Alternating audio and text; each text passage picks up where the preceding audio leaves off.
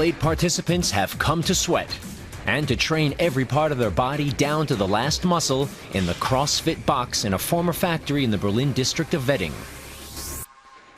Their coach, Matthias Dix, is always there to keep the pressure on and provide encouragement. I fire them up. I don't drill them. We don't force anybody here, and if someone can't go on anymore, then that's it. If someone's struggling, then they've done something wrong. They've overdone it. We try to motivate them. But there's a tangible military flavor. Army recruits often use CrossFit to stay in shape. Some programs are named after fallen U.S. soldiers. They're called hero workouts. The Berlin program includes one named after a soldier called Jack.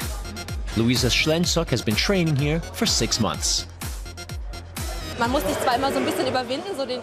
You have to force yourself a bit because it's always going to be really tough. But there's no point in doing it half-heartedly. You really have to exert yourself, so you have that feeling of satisfaction and happiness. You've made it.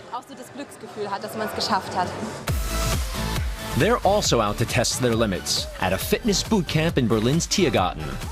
Alexandra Zunkel has been training here for 2 years.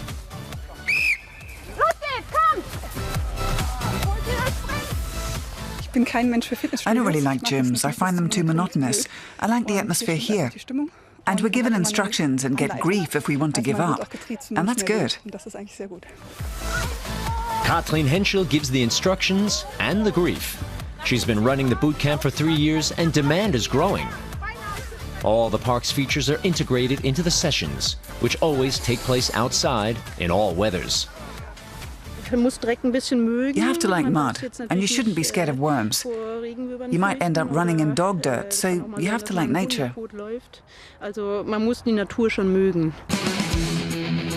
You can't be squeamish if you sign up for the Tough Mudder obstacle course.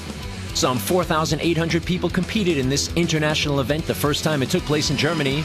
It was a 16-kilometer stretch featuring 19 obstacles. One of the challenges was to sprint through a field of live wires. Well, we're all pretty much just pencil pushers, and we wanted to spice our daily lives up a bit, so we signed up. We also wanted to prove that we're not retirees yet. It's quite a challenge, but it was one of the coolest experiences I've ever had to do in a team. Such extreme challenges help liven up the daily grind, and that's what makes them so popular, says sports psychologist Thomas Teubel. If I delegate the willpower I need to run fast or lift something heavy, then it becomes easier to concentrate on what I want to do. That's the exercises. So willpower and motivation are sort of handed over to someone else. I relinquish a certain amount of control. CrossFit was developed by an American called Greg Glassman in the 1980s, but it only really took off about 10 years later when the police and army started using it. The bodybuilding and endurance program then took Europe by storm. I came across it in Afghanistan when I was in the army. We did it a lot with the Americans. They pointed out that I wasn't that fit and could get fitter. That's why I started doing it. They've made it after 20 minutes of hard slog. For a moment, you're totally exhausted, but then it feels great.